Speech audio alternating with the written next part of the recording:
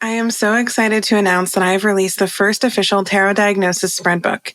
Tarot and Self-Discovery is a therapeutic tarot journey with over 200 spreads, including over 152 card prompts and over 50 robust tarot spreads. You can purchase a physical copy on Amazon or a digital copy at thetarotdiagnosis.com.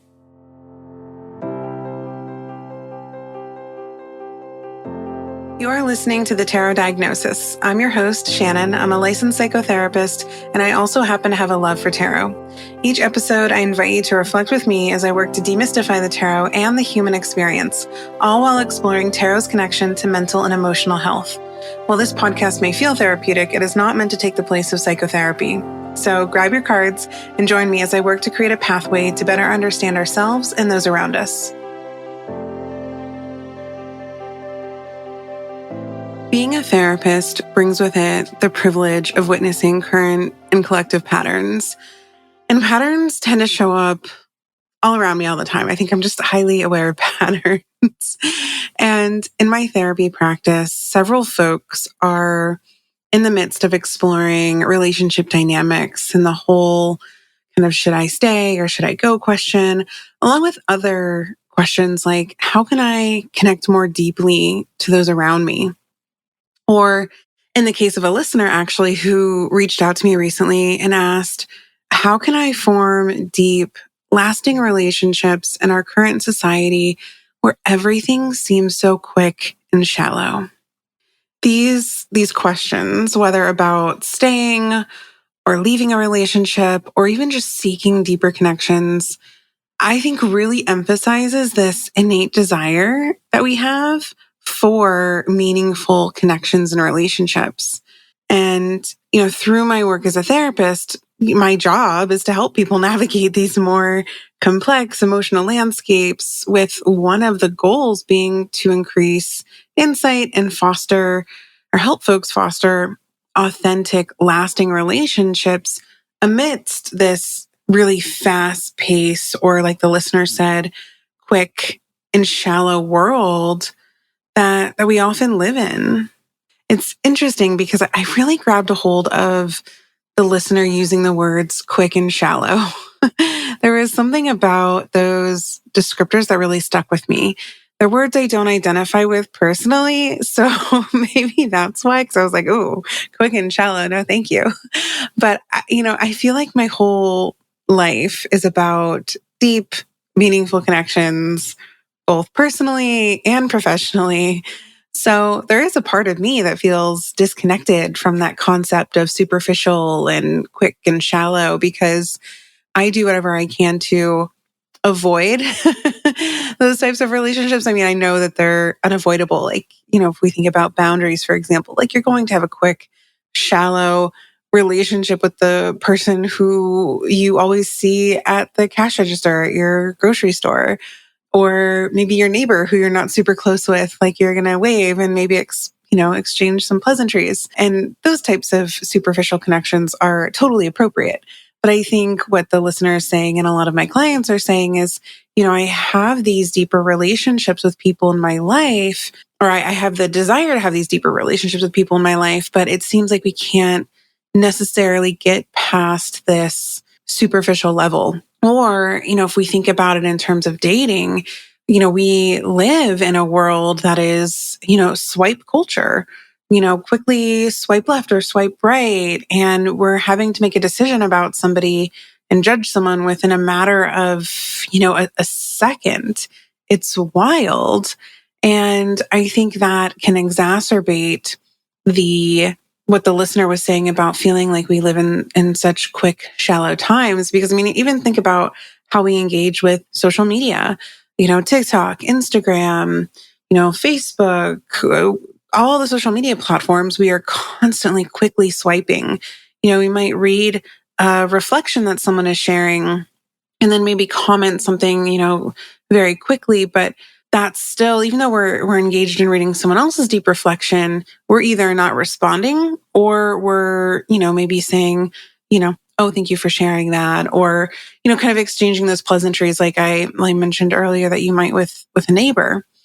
So I totally understand where the listener and my clients are coming from in terms of, almost feeling like we're being conditioned to have these very quick interactions because our brains are so used to things moving so rapidly that sitting still and intentionally connecting with someone on a deeper layer or deeper level, rather, almost seems impossible to some folks.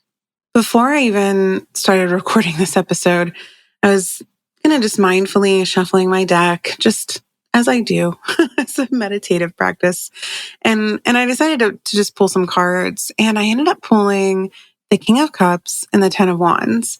And I sat with those cards for a while because I immediately thought, oh, these are totally related to the topic that I'm wanting to explore in the podcast today. And it made me wonder if the listener is actually feeling like both the person in the Ten of Wands and the King of Cups. In terms of the Ten of Wands, they could be feeling the burden of carrying conversations, of putting in that deep, meaningful effort to try and connect with others, but feeling like it's not being reciprocated.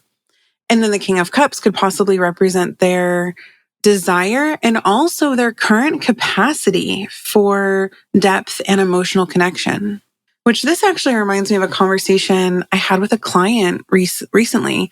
And oh gosh, it was such a great conversation. We were really exploring the experience of self-awareness. We were talking a lot about breaking generational cycles and patterns and how the act of therapy or the act of self-healing or gaining more insight and awareness can have both obviously a positive impact, but also can have a negative impact. And on both like our relationships and just the way we show up in the world, not necessarily ourselves personally. And it was so fascinating because as we were, exploring this, we both nearly said almost in unison, oh, it's the burden of healing. And we both kind of laughed because, we're basically saying this phrase at the same time, thinking the same exact thing. It was a really cool experience. And you could tell we both just like truly felt that phrase in that moment. And so I really grabbed a hold of that. And we had a really great discussion even after that, just really exploring this concept of the burden of healing. So I feel like that pertains to this conversation because when I think about the burden of healing and then compare with the concept of the King of Cups and the Ten of Wands, it like almost fits too perfectly. I feel like I couldn't have intentionally chosen two better cards for this concept. And I think it speaks to the experience of healing and how we grow and gain more self-awareness.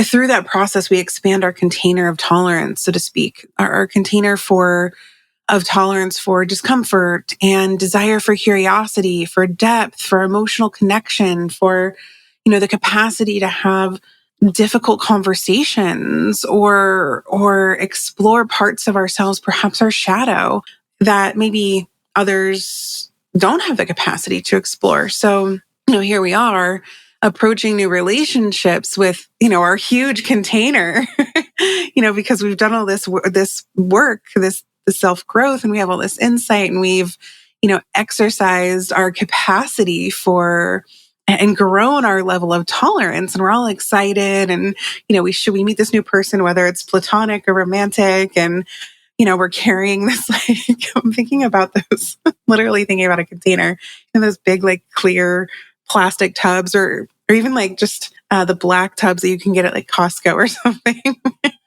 And we're just like showing up like, hey, I'm ready for you. Look how deep my container is. Go ahead and fill it up with all your stuff and then we can sift through it together. Well, that sounds like a fantastic time to me. Like, hell yeah, I'm so on board. And, obviously, if you're listening to this podcast or you engage with my content or you're a member of the symposium, you are also probably someone who really enjoys that type of interaction and that type of connection. And you've likely already done a lot of work. But for most people, that sounds batshit crazy and can really honestly scare folks away.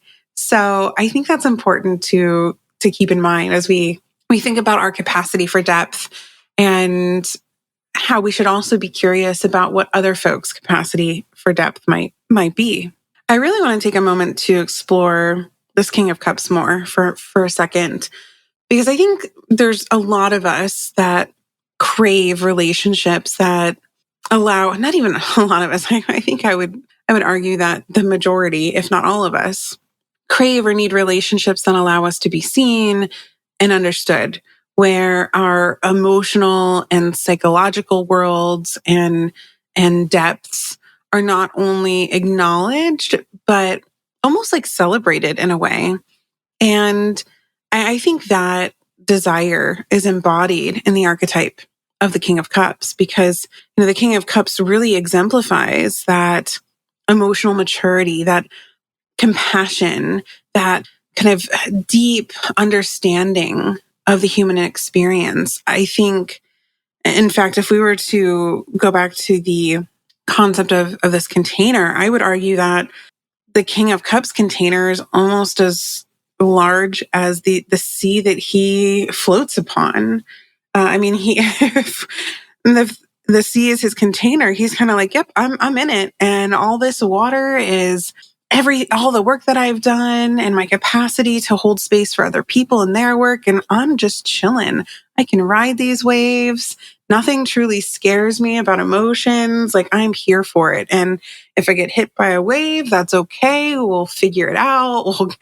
We'll get back on the throne and we'll dry off and, wait for the next wave to hit, so to speak.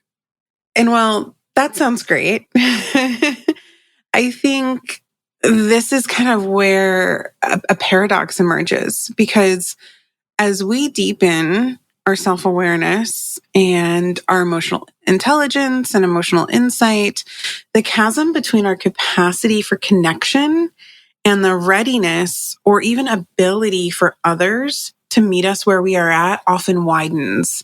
It's almost like we're speaking a foreign language, because, if we're not fluent in the language of emotional depth and personal awareness, how are we supposed to communicate with other people? And I think it's important to really think about this type of language, because it's such a unique way of communicating that it can be rare to find someone who not only has a shared knowledge of it, but can also speak it.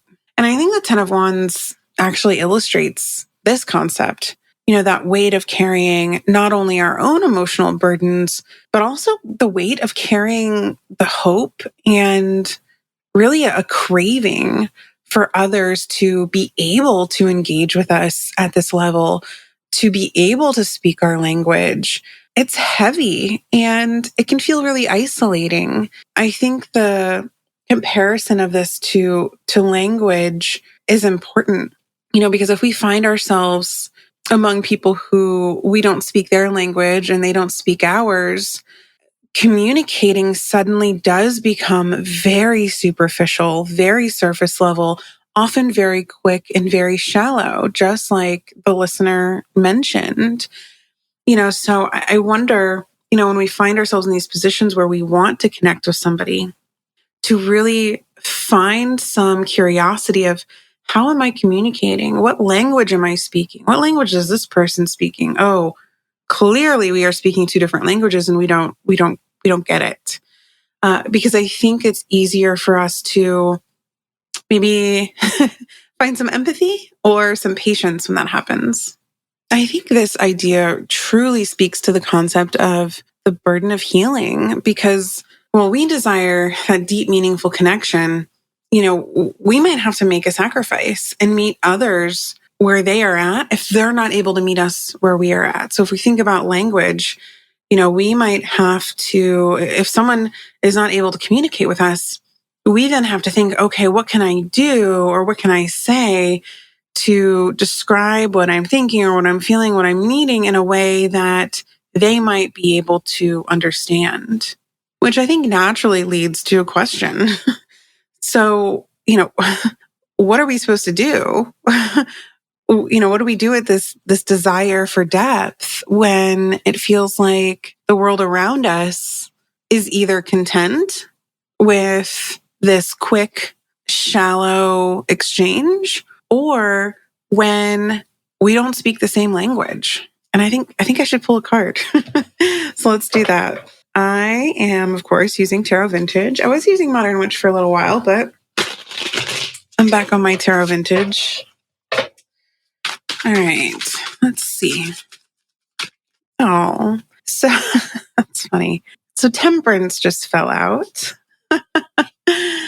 Oh, that's hilarious. I feel this is one of those weird moments where, even though I personally don't subscribe to the idea that the cards are magic, then something like this happens because it's almost too good to be true.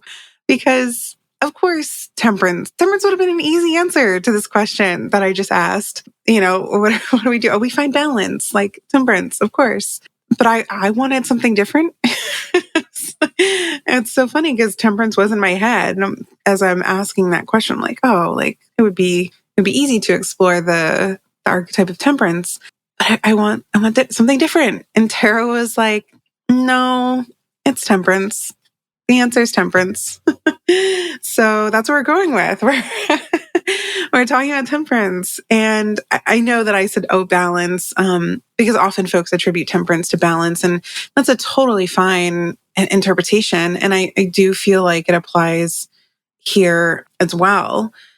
However, I do want to take this a step further. I want to find the depth in the card. That's fitting for the discussion, because Temperance in this context, I think, really is painting a picture about an interaction with someone who may not be able to meet us at the depth that we desire. So it becomes our burden then to recognize that while we seek this deep, meaningful connection, not every interaction we have needs to plumb the depths of our soul. So let's look at the imagery here. So if you are near your deck, search through, find Temperance. If not, if you subscribe to my newsletter, you'll see a picture of the card. You can open that up.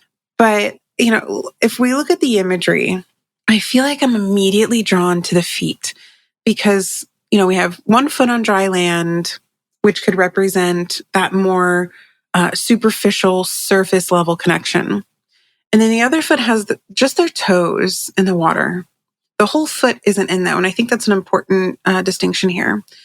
Because I think that's quite literally suggesting that we need to temper ourselves and maybe even temper our expectations. However, I'm not suggesting that we just settle with this superficial surface level connection. I think if we are truly interested in someone, we just need to have patience with their ability to connect. It might not feel as safe for them as it does for us. Because remember, like we've spent this time growing our container and growing our capacity for tolerance. I think it's important to keep in mind, though, that even if it doesn't feel safe for others or as safe for others to connect in the way that we want them to, that might change with time. However, while we can't change other people, it is important to remember that we can change the way we interact with people. So we also need to be thinking, okay, how am I engaging with people right now? These people that I really crave depth from, that I'm not getting that same desire or depth in return. Because if we change the way we interact with people, that causes them to then figure out how they want to respond to this change in interaction. So I like to view Temperance, going back to Temperance, as an invitation to blend. And I think that this is a good kind of segue into how to adjust the way that we are interacting with folks who may not have the capacity to experience the level of depth that we crave. And so if we look at Temperance as an invitation to blend, we can ask, how can we blend our threshold or our capacities for depth with, this other person or people in order to create something unique to that relationship? What might it look like to combine these these two containers, my container and your container, and maybe create a third separate container that just belongs to this relationship and reflects that relationship's capacity for depth, with there being an understanding that this container will grow and change over time. Something else that I want to point out with temperance is the surrounding landscape, because the backdrop is full of lush plants, this river, a mountain, the sun peeking over the mountain. And I feel like all of this depicts a full world for us to explore. And actually, it could be another invitation. So, and really an invitation to, or an invitation to ask ourselves, how can we maybe cultivate a community of folks who value and reciprocate that need for connection and depth, while also still being able to practice patience and compassion for those around us who might not be ready or able to dive in as deeply as we are. So again, temperance acting as an invitation to really explore opposites.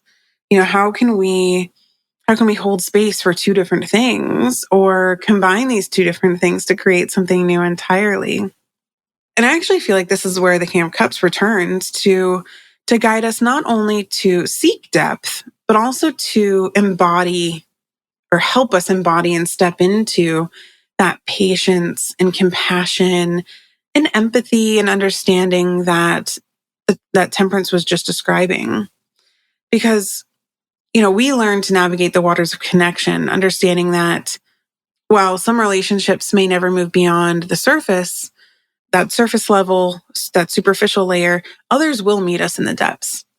And we just have to be willing to kind of carry that burden of healing, to bring back that 10 of Wands for a little bit, to figure out who is willing and capable to eventually also meet us where we are at, but also to make sure that we are hanging out on this floating throne of the King of Cups and giving that patience and empathy and compassion to folks who might not be exactly where we are, and letting them know that it's okay. And also saying, hey, I'm a safe place for when you are ready to explore that.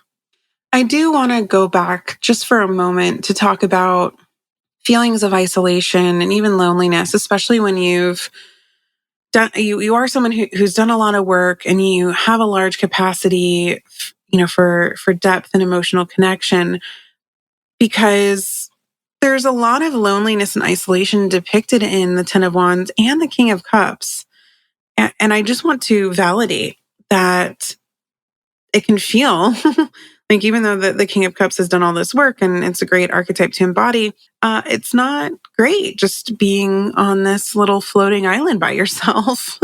And I think perhaps maybe the listener who originally inspired this episode might be feeling a level of isolation there.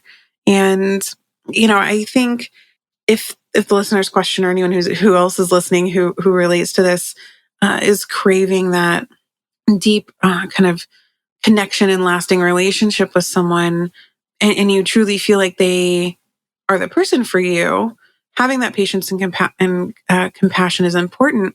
However, it doesn't mean that you should put all your eggs in one basket. And I think this goes back to when I was mentioning earlier how temperance invites us to seek out connections who are maybe able to meet us where we're at.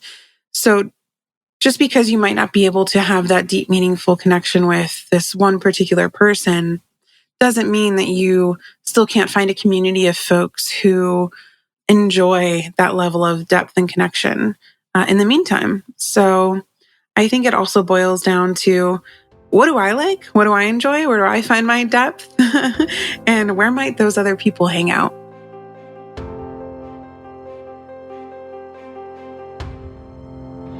Thank you so much for listening to The Tarot Diagnosis.